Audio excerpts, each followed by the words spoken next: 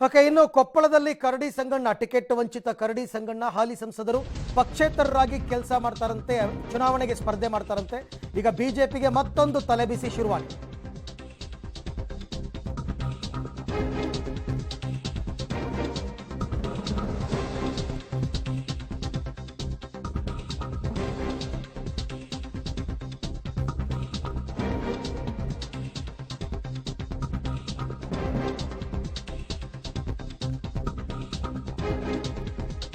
ಈಶ್ವರಪ್ಪ ಬಳಿಕ ಕೊಪ್ಪಳದಲ್ಲಿ ಈಗ ಕರಡಿ ಸಂಗಣ್ಣ ರೆಬಲ್ ಆಗಿದ್ದಾರೆ. ಬಂಡಾಯ ಅಭ್ಯರ್ಥಿಯಾಗಿ ಸ್ಪರ್ಧೆ ಮಾಡೋದಕ್ಕೆ ಕರಡಿ ಸಂಗಣ್ಣ ನಿರ್ಧಾರ ಮಾಡಿದ್ದಾರೆ. ನಾಳೆ ಏನೋ ಬೆಂಬಲಿಗರ ಸಭೆ ಕರೆದಿದ್ದಾರೆ. ಅದಾದ ನಂತರ ಅದನ್ನು ಅಧಿಕೃತವಾಗಿ ಘೋಷಣೆ ಮಾಡ್ತಾರೆ ಕರಡಿ ಸಂಗಣ್ಣ ಅಂತಕ್ಕಂಥದ್ದು. ಈಗಾಗಲೇ ಡಾಕ್ಟರ್ ಬಸವರಾಜನ್ ಅವರಿಗೆ ಟಿಕೆಟ್ ಅನ್ನು ಘೋಷಣೆ ಮಾಡಿದ್ದಾರೆ. ಕರಡಿ ಸಂಗಣ್ಣ ಅವರಿಗೆ ಟಿಕೆಟ್ ಮಿಸ್ ಆಗಿದೆ. ಹಾಗಾಗಿ ಮತ್ತೊಂದು ಬಂಡಾಯದ ಬಿಸಿಯನ್ನ ಎದುರಿಸಬೇಕಾಗಿದೆ ಬಿಜೆಪಿ. ಕಳೆದ ಬಾರಿ ವಿಧಾನಸಭಾ ಚುನಾವಣೆಯಲ್ಲೂ ಹೀಗೇನೆ ಕರಡಿ ಸಂಗಣ್ಣ ನನಗೆ ವಿಧಾನಸಭೆಗೆ ಟಿಕೆಟ್ ಕೊಡಿ ಅಂತ ಬಂಡೆದ್ದಿದ್ರು. ಆದರೆ ಕೊನೆಗೆ ಅವರ ಪತ್ನಿಗೆ ಟಿಕೆಟ್ ಅನ್ನು ಕೊಟ್ಟು ಅವ್ರನ್ನ ಸಮಾಧಾನ ಮಾಡಲಾಯಿತು.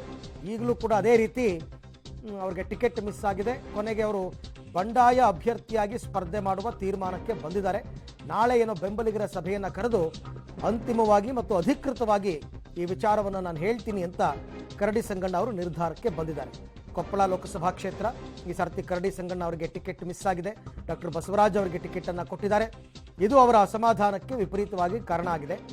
ಬಟ್ ಅವರು ಇನ್ನೂ ಕೂಡ ಮಾಧ್ಯಮದವ್ರ ಜೊತೆ ಅಧಿಕೃತವಾಗಿ ಮಾತನಾಡಿಲ್ಲ. ಅವರೂ ಕೂಡ ತಮಗೆ ಟಿಕೆಟ್ ಮಿಸ್ ಆಗೋದಕ್ಕೆ ಯಡಿಯೂರಪ್ಪನವರೇ ಕಾರಣ ಅಂತಾರ ಅಥವಾ ಹೈಕಮಾಂಡ್ ವಿರುದ್ಧ ಮುನಿಸ್ಕೋತಾರ ಗೊತ್ತಿಲ್ಲ. ಆದರೆ ಈಗ ಸದ್ಯಕ್ಕೆ ಇನ್ನೊಂದು ಬಂಡಾಯ ಶುರು ಆಯ್ತಲ್ಲ. ಈಗ ಯಡಿಯೂರಪ್ಪನವರು ಈಗ ಇವರನ್ನ ಬಂಡಾಯವನ್ನು ಶಮನಗೊಳಿಸೋ ಕೆಲಸ ಮಾಡ್ತಾರಾ ಅಂತ ಈ ಬಗ್ಗೆ ಮತ್ತಷ್ಟು ಮಾಹಿತಿ ನನ್ನ ಕೊಲೀಗ್ ಶಬೀರ್ ಅವರಿಂದ ಪಡೆಯೋಣ. ಶಬೀರ್, ಈಗ ಕರಡಿ ಸಂಗಣ್ಣ ಪಕ್ಷೇತರ ಅಭ್ಯರ್ಥಿಯಾಗಿ ಬಂಡಾಯ ಅಭ್ಯರ್ಥಿಯಾಗಿ ಸ್ಪರ್ಧೆಗೆ ನಿರ್ಧಾರ ಮಾಡಿದ್ದಾರೆ.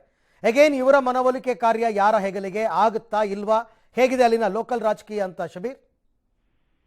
ಅರವಿಂದ್, ಕರಡಿ ಸಂಗಣ್ಣ ಅವ್ರ ಜೊತೆಗೆ ಈಗಾಗಲೇ ಯಡಿಯೂರಪ್ಪ ಅವರು ಮತ್ತೆ ಬಿಜೆಪಿಯ ರಾಜ್ಯಾಧ್ಯಕ್ಷ BY ವಿಜಯೇಂದ್ರ ಅವರು ಕೂಡ ಮಾತನಾಡುವಂತ ಕೆಲಸವನ್ನ ಕೂಡ ಮಾಡಿದ್ದಾರೆ. ಆದ್ರೆ ಮನವೊಲಿಸುವಲ್ಲಿ ವಿಫಲ ಆಗಿದ್ದಾರೆ ಅನ್ನುವಂತ ಮಾಹಿತಿಗಳು ಕೂಡ ಬರ್ತಾ ಇರುವಂತದ್ದು. ಹೀಗಾಗಿ ಅವರು ಬಂಡಾಯ ಅಭ್ಯರ್ಥಿ ಅಥವಾ ಪಕ್ಷೇತರ ಅಭ್ಯರ್ಥಿಯಾಗಿ ಸ್ಪರ್ಧಿಸಲಿಕ್ಕೆ ನಿರ್ಧಾರ ಮಾಡಿರುವಂತದ್ದು. ಈಗಿರುವಂತ ಮಾಹಿತಿಗಳ ಪ್ರಕಾರ ನಾಳೆ ಅವರು ಬೆಂಬಲಿಗರ ಸಭೆಯನ್ನ ಕೂಡ ಕರೆದಿದ್ದಾರೆ. ಈ ಒಂದು ಸಭೆಯಲ್ಲಿ ಅವರು ಅಧಿಕೃತವಾಗಿ ಘೋಷಣೆ ಮಾಡ್ತಾರೆ ಅನ್ನುವಂತ ಮಾಹಿತಿಯನ್ನ ಕೂಡ ಅವರ ಆಪ್ತ ಮೂಲಗಳು ಹೇಳ್ತಾ ಇರುವಂತದ್ದು. ಈಶ್ವರಪ್ಪ ಅವರ ಬಳಿಕ ಈಗ ಮತ್ತೋರ್ವ ಹಾಲಿ ಸಂಸದ ಈಗ ಬಿಜೆಪಿ ವಿರುದ್ಧ ಬಂಡಾಯ ಸ್ಪರ್ಧೆಯನ್ನ ಮಾಡ್ತಾ ಇರುವಂತದ್ದು ಸಾಕಷ್ಟು ಗಂಭೀರ ವಿಚಾರ ಆಗಿರುವಂತದ್ದು. ಇದನ್ನ ಪಕ್ಷ ಹೇಗೆ ನಿಭಾಯಿಸುತ್ತೆ ಅನ್ನುವಂಥದ್ದನ್ನು ಕೂಡ ಇನ್ನಷ್ಟೇ ಕಾದು ನೋಡ್ಬೇಕು. Arvind, okay Shabir, thank you ತಮ್ಮೆಲ್ಲ ಮಾಹಿತಿಗೆ ಧನ್ಯವಾದ. ಕರಡಿ ಸಂಗಣ್ಣ ಅವರ ಮನವೊಲಿಕೆ ಕಾರ್ಯ ಆಗಿದೆ. ಇವತ್ತು ಬೆಳಗ್ಗೆ ಕೂಡ ಯಡಿಯೂರಪ್ಪನವ್ರು ಮಾತನಾಡ್ತಾರೆ, ನಾವೆಲ್ಲ ಮಾತನಾಡ್ತೀನಿ, ಎಲ್ಲರ ಹತ್ರನೂ ಸರಿಪಡಿಸ್ತೀನಿ ಅಂತ ಹೇಳಿದ್ರು. ಬಟ್ ಯಾಕೋ ಕರಡಿ ಸಂಗಣ್ಣ ಅವರು ಒಪ್ಪದಂಗೆ ಕಾಣಿಸ್ತಾ ಇಲ್ಲ. ಇದನ್ನು ಬಹಳ ಗಂಭೀರವಾಗಿ ಮತ್ತು ಸೂಕ್ಷ್ಮವಾಗಿ ಹ್ಯಾಂಡಲ್ ಮಾಡಬೇಕಾದ ವಿಚಾರ. ಏಕೆಂದರೆ ಬಂಡಾಯ ಅಂತಕ್ಕಂಥದ್ದೇ ಪಕ್ಷದ ಅಭ್ಯರ್ಥಿಯ ಸೋಲಿಗೆ ಕಾರಣವಾಗುವ ಸಾಧ್ಯತೆಗಳಿರುತ್ತೆ.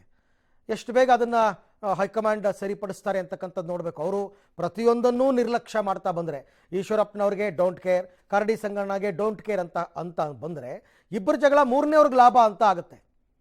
ಸೊ ಹಾಗಾಗಿ ಅದನ್ನು ಗಂಭೀರವಾಗಿ ಪರಿಗಣಿಸಿ ಅವ್ರನ್ನ ಮನವೊಲಿಸುವ ಕಾರ್ಯವನ್ನು ಮಾಡಲೇಬೇಕಾಗತ್ತೆ. ಅದಕ್ಕೆ ಹೈಕಮಾಂಡ್ ಮುಂದಾಗಬೇಕಾಗುತ್ತೆ. ಬೇರೆ ಬೇರೆ ರಾಜ್ಯಗಳಲ್ಲೂ ಈ ರೀತಿ ಸಮಸ್ಯೆ ಇರ್ಬೋದು, ಇಲ್ಲ ಅಂತ ಅಲ್ಲ. ಎಷ್ಟೇ ಇದ್ರೂ ಕೂಡ ಬಂಡಾಯ ಶಮನಗೊಳಿಸಿದರೆ ಮಾತ್ರ ಪಕ್ಷದ ಅಭ್ಯರ್ಥಿಯ ಗೆಲುವಿಗೆ ಅದು ಸಹಕಾರಿ ಆಗುತ್ತೆ.